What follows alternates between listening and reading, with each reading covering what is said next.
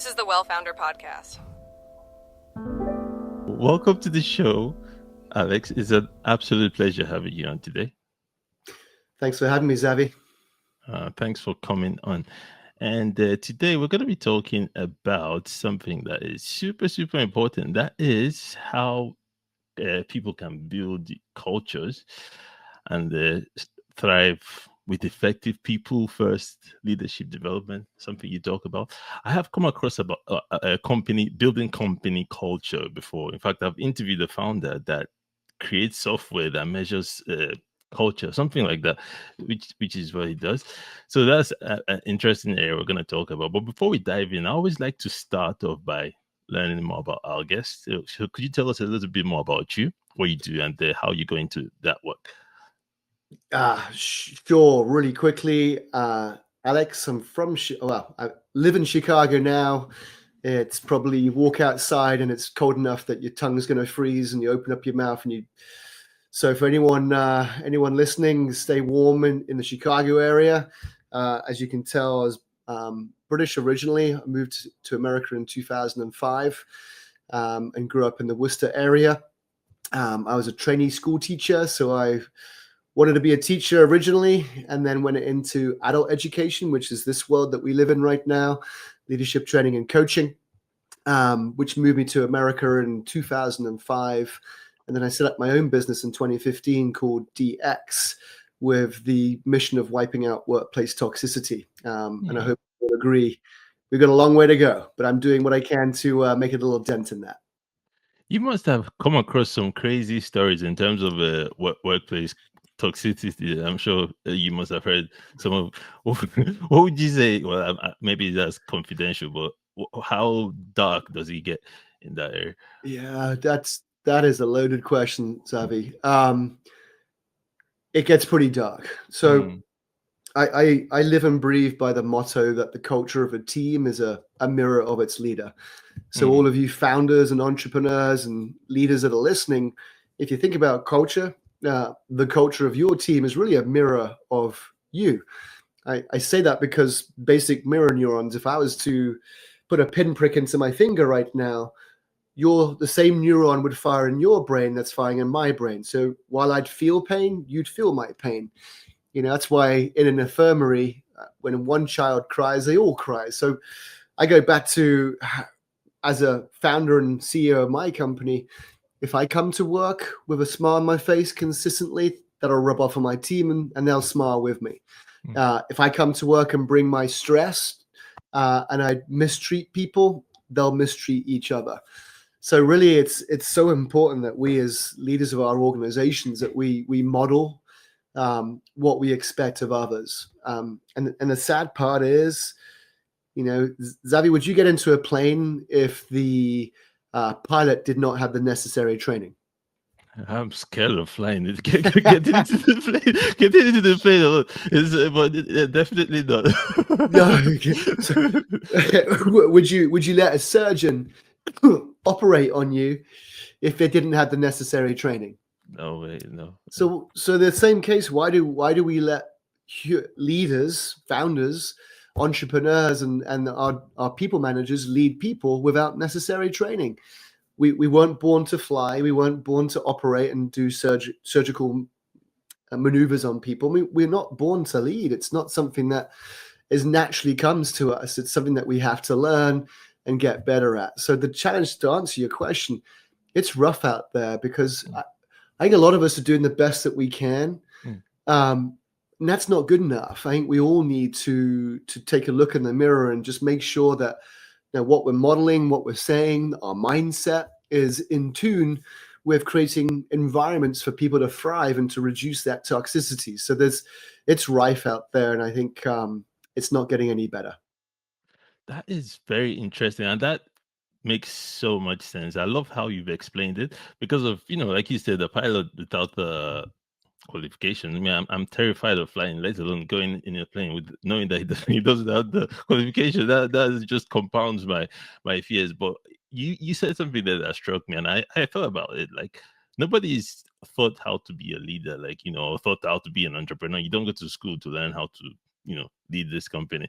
So that's very, very interesting. Then how do customers come to you? Do they have a problem within the company, and then they start looking for somebody to help them with this? Or how does that happen? Man, that's a great question. So the challenge that we have is, so empirical research says that 95% of us think that we're self-aware. Like, I know my strengths, I know my weaknesses, I'm awesome. The actual data suggests only 10 to 15% of us are self-aware. So my business problem is most people don't know that they need this stuff, because you said the ultimate word, fear. So when I am not led appropriately, it leads to fear. If I don't provide enough clarity to my team, that drives ambiguity. Ambiguity drives fear. If I don't give them enough autonomy and they feel like they're being controlled, that drives fear. If I don't build a relationship with them and get to know them and what motivates them, that drives fear, because they're challenging their motives. If I'm not equitable and I adapt to them and I treat them all the same, that drives that sort of unfairness, which drives fear. And when there's fear present in the brain, it releases the survival drugs, adrenaline, dopamine, cortisol, and I can't operate at my best. And more than likely, I'm not going to speak up and be transparent. So when it comes to self-awareness, most leaders unintentionally have no idea that they are misleading their people, and there's high levels of toxicity in their team because no one's saying anything. I always say silence is a culture killer. So my biggest problem is no one knows that they need me until it's too late, until they've lost too many people, right? Retention issues. In smaller organizations, you lose a couple of good people, that can really hurt you. But by the time that you've lost them and you realize it's because of you and you mistreated them or misled them or didn't create that environment, it's too late. So I get the calls to fix things, but 9 times out of 10, it's too late. And I just wish people would put the investment and time up front so that they wouldn't need to call me in the back end when they got engagement issues, retention issues, internal politics and territorialism and people fighting and gossiping with each other. These are all the things that get in the way of a business operating efficiently. And that's sort of the output of toxicity, are all those negative things. And we can't do our jobs right when there's people, we don't have each other's backs. So in smaller organizations, it's a challenge because we don't have the time and we're always just fighting. In larger organizations, it's different because they have the budget. They just put the budget for these things. So it's good for me, but they're so big, it's really hard to make a profound difference everywhere. So it's small businesses, large businesses, both have their problems. And the smaller businesses are more profound because they don't know that they have a problem. Very interesting. Very, very interesting. And I love how you were describing it, because I'm thinking you're talking about the symptoms now, which is symptoms of this lack of training manifest, and then you get retention. That makes a lot of sense. And how do you work then with, do you just work with founders, or do you work with leaders across the spectrum, or what does that look like? Our 10-year vision is to lead the people first movement. We want to be, when people think of people first, I want them to think of DX. So when it comes to it, then really my job is to work with people first leaders who want to make a difference to those that they lead. So that could be an entrepreneur, a founder of a small company, or a people manager in a large organization that has a team.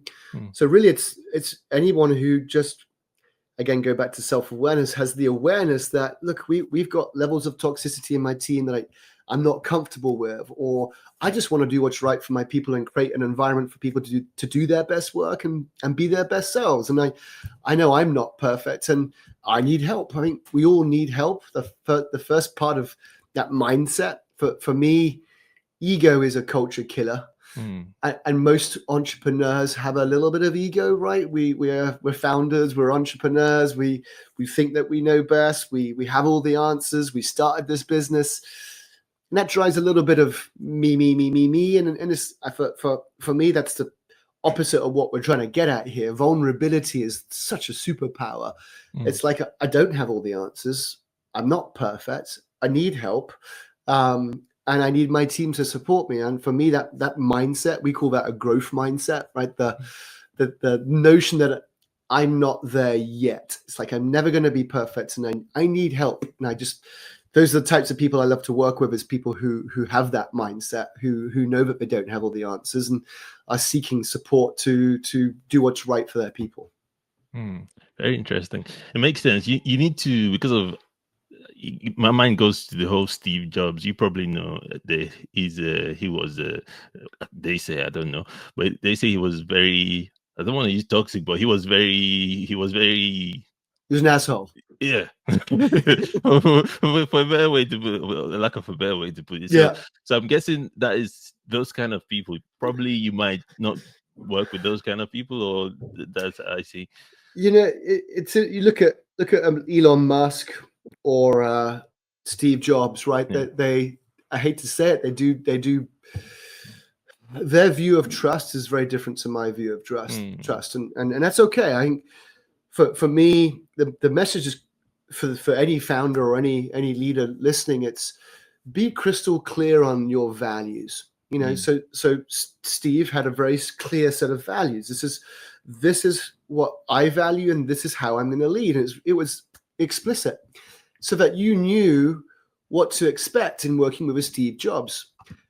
Same with Elon Musk. I think it's very clear that when you work for him, what he's going to do to you. If you work in the financial sector, it's pretty clear that the expectation and the values is money and results at all cost. So long that you're really clear on your values and that you model those values and you build a team around those. So our values for my company are hungry, humble, and curious. So I am humble, hungry, and curious. I expect my team to be hungry, humble, and curious. I hire on it. I have fired on it. And I reward on it. And I think that's what it's so long that you're clear on what you value and you build a team around that. I think the biggest problems exist is when you say one thing, like we value humility, yet everyone has an ego, right? We call that culture conning. When you say one thing and do another, you hire someone on this beautiful culture and their first boss or the entrepreneur or the founder does the opposite. I think that drives high levels of toxicity. Very, very interesting. And I like that. And who would have thought? I don't know if you talked about it, but how did you stumble? How did you how did you decide to focus on this particular area? Yeah, before I started DX, I worked for a consulting company that did a lot of what I would call the IQ development, right? Developing people's business acumen, commercial acumen, critical thinking. So that's the work that I did. I loved it. It was great. I'm humble, grateful for it. But in doing that work and training thousands of people, what I noticed was it wasn't really making a difference on people's lives. And the conversations was, this is great, but my boss is still an asshole, or there seemed to be a missing piece. So it doesn't matter how much IQ that you have. What I started to see was it's your emotional intelligence that really makes the difference in how people go home.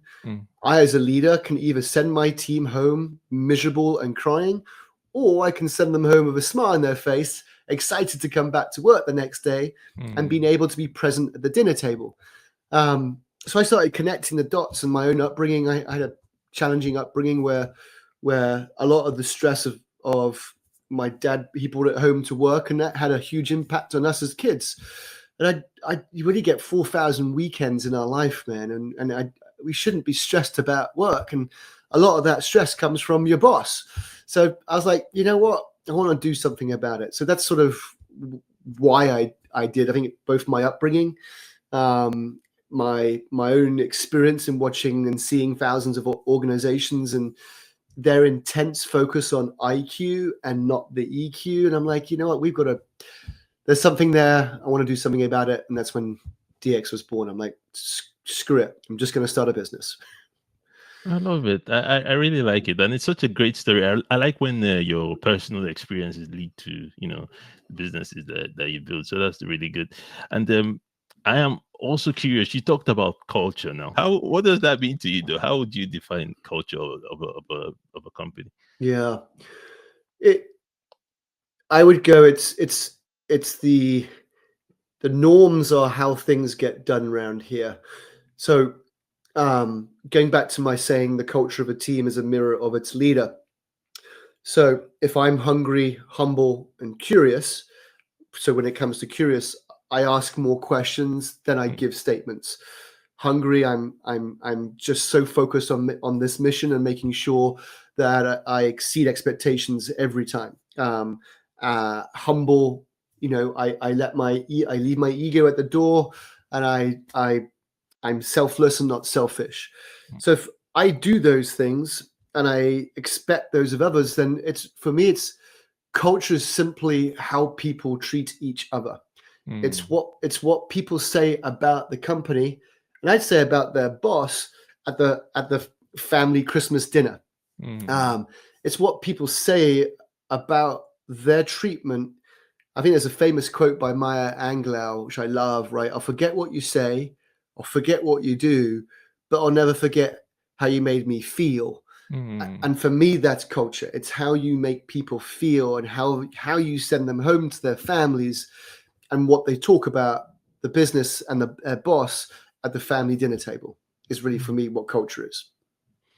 I like that. That makes a lot of sense, man. It makes a lot of sense. Like I've worked for people before, and I know that some of the conversations we had about them. So that makes a lot of sense. Interesting. Just we're getting closer to the end of this very very insightful conversation. I am curious, like how is when clients come to you, they are at a place, and then where do you take them to? What does that look like, and does that have do you have like an end destination where you take them to? Yeah. So the platform that we have is called Care to Win. The book is called Care to Win. Buy it. Best book in the world, by the way, guys. So when someone comes to me, if our job is if care to win and care is clarity, autonomy, relationships, and equity, the human skills of how you treat people, like give them the right levels of clarity, give them the right levels of autonomy, build the right levels of relationships, and treat them equitably, and that's a high performing team right there. Steal those from them, and that's where toxicity comes from. So care, the human skills to get the hard stuff done. The win part is, my first question is, hey, what are you trying to win at? I'm trying to win market share. Do you believe that if your people worked better together and were more collaborative, that you would achieve more market share? Yeah, cool. Let's work out how to get care into your business. Winning to me is, look, I've got retention issues. I've lost 5 of my really best people, and I've got to put a stop to that. Well, do you believe that if your leaders were more effective at leadership, that you would improve retention rates? Yeah, cool. Well, let me talk to you about care. So really, it's for me, there's a dichotomy that we don't talk about enough of business and humans have to get on. So for me, the winning part is always that business. What's the business win? And how do you get your humans and your team dynamics to a place that helps you win? There's no business I've found so far that can't win without humans and can't win without customers. So you treat your people right, they treat your customers right, you're more likely to win. So the first part is define what winning is.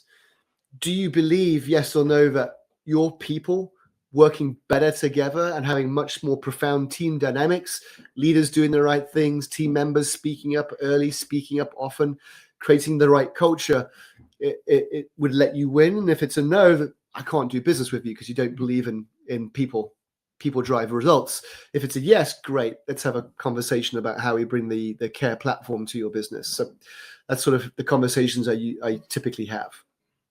I love that. You're definitely giving them something to think about, and letting them answer the questions themselves. I really like that approach. Very interesting. Very, very insightful. Something for me to learn there as well in terms of our own conversations as well. So, okay, that's very interesting. All right, then, as we wrap up, I always like to ask my guests for a final practical thing that they could do. Let's say they're going through one of these symptoms that you've talked about: retention, maybe clashing in their work or stuff like that. What's one thing that they could do right now that would actually make an impact or reduce some of that toxicity? Yeah. There's a National Geographic picture of the year a couple of years ago was of a group of zebras in Africa. So it's a helicopter picture, so a picture from above, and you see this group of zebras. And because the sun is at a certain angle, you see this huge shadow. So just imagine a zebra, the top end of the zebra, beautiful animal with the black and white stripes on the top, which is this big, and then a huge shadow behind it. And I always say to leaders, to you, you're the zebra, right? That small little picture. To others, you're the shadow. And I don't think anyone understands the shadow that you leave in your wake is far greater than you'll ever imagine. And to really have the mindset for making sure that the shadow that you leave is an effective shadow, is one that makes people feel good. At the end of each day, and I do this, ask yourself this question: would you follow you today? Because some days I answer that question and go, no, I was a bit of an asshole today. So what can I do to be a little bit less of an asshole tomorrow? So you know what, although no, I would follow me. I did a really good job today. So just as a 5-minute question, ask yourself the question at the end of each day: would you follow you? I think that's a real good way to get that mindset and to be continually letting go of that ego and to be doing what's right for your people. Love it. Alex, this has been a wonderful, insightful chat. Learned so much actually in such a short time. Even in terms of some of the gems you've thrown out here, in terms of getting them to think about their own situation, that is super powerful stuff. And, wrapped it up with a beautiful tip. Where can our viewers go learn more about you? Possibly if they want to work with you, what's the best way for them to do that? I think the best way to understand the content would be the book. So if you just Google Care to Win, you'll see that on Amazon, or there's a book website which is really informative about the platform and about what we do. And that's alex-draper.com. And I think I post on LinkedIn every day, so just find me on LinkedIn, Alex Draper at DX Learning on LinkedIn. Follow me, and I post every day on this stuff. And I think those are the two best places to find me. Love it. Once again, thank you so much for coming on. Absolute pleasure. Thank you, Xavi. Appreciate it.